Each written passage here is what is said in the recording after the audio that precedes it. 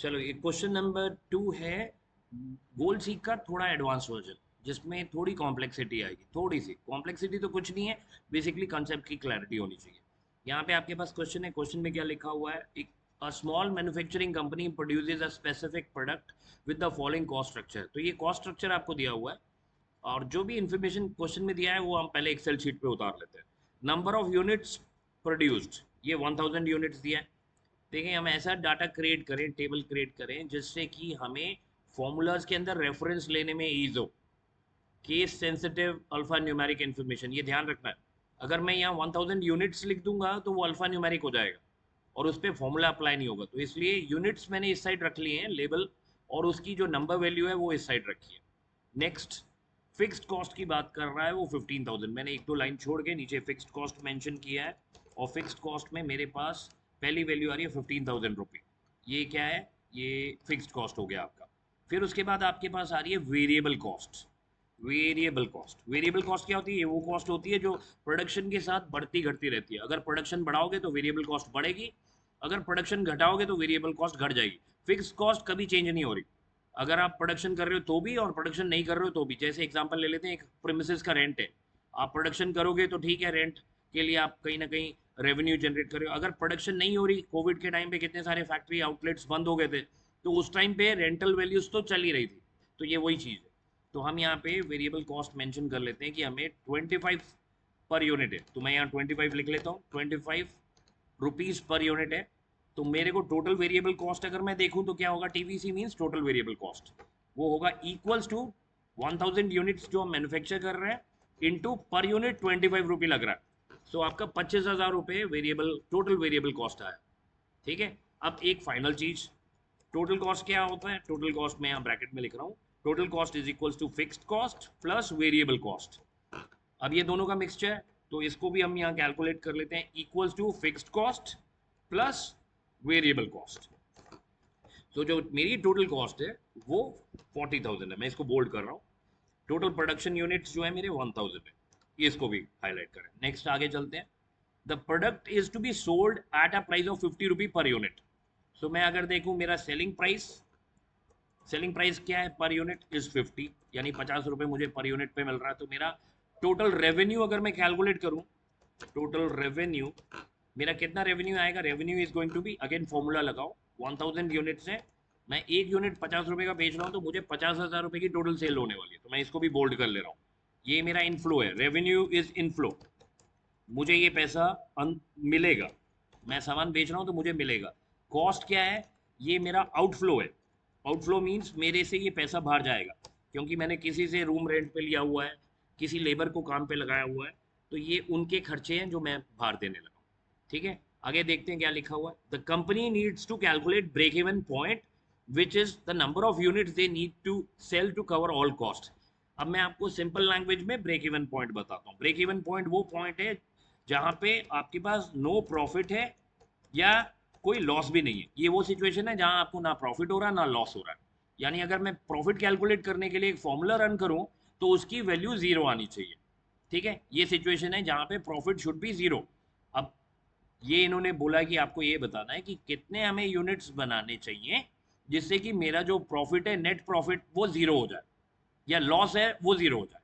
और इसमें उन्होंने लास्ट में टेक्निक बता दी कि आपको गोल सीक टेक्निक यूज करनी है, सो दैट आप अपने टारगेट को अचीव करो, यानी ब्रेक इवन पॉइंट पे पहुंच जाओ। एक और सिचुएशन भी है लास्ट लाइन में कि आपको गोल सीक यूज करके फिर से बताना है कितने यूनिट्स बनाए कि हम प्रॉफिट बनाए 5,000 रुपए का खाली।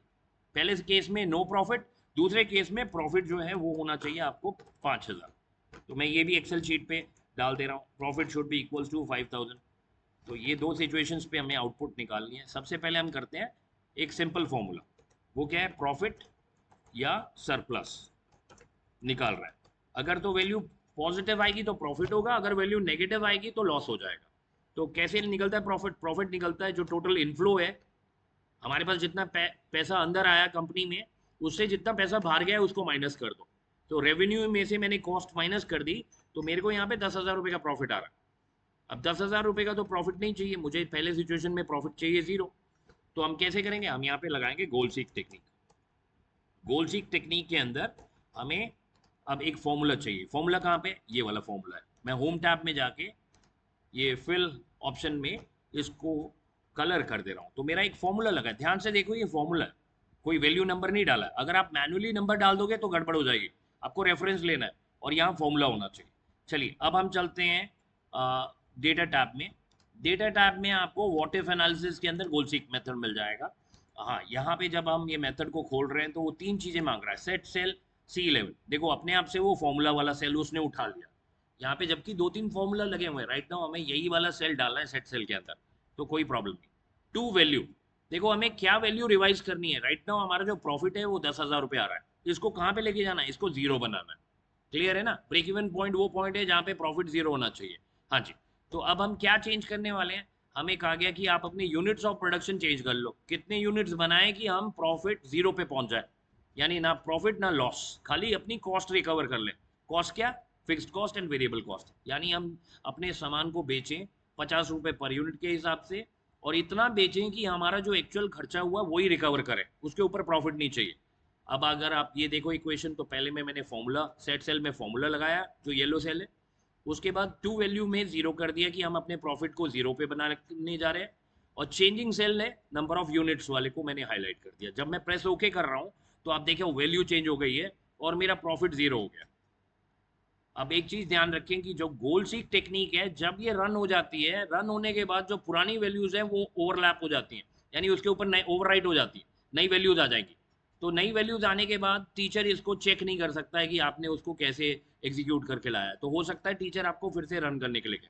ठीक है, तो आप अपना जैसे ही एग्जीक्यूशन कर लेते हैं तो इमीडिएटली आप अपना मेंशन करें केस 1 ब्रेक इवन पॉइंट, उसमें आप अपना आंसर लिखिए कि in this case we should produce total units which is 600 and we can sell it at 50 rupee per unit to achieve break even point, यानी हमें 600 यूनिट्स बनाने हैं, 50 रुपए से बेचेंगे तो हमारा ब्रेक इवन पॉइंट टच हो जाएगा, यानी 3,000 रुपये, अप्रोक्सीमेटली 30,000, सॉरी ये 30,000 रुपये हमारा जो रेवेन्यू रहेगा, ये वो पॉइंट है जहाँ पे हमारा एक्चुअल आउटफ्लो भी जो है वो 30,000 के बराबर पहुँच रहा है।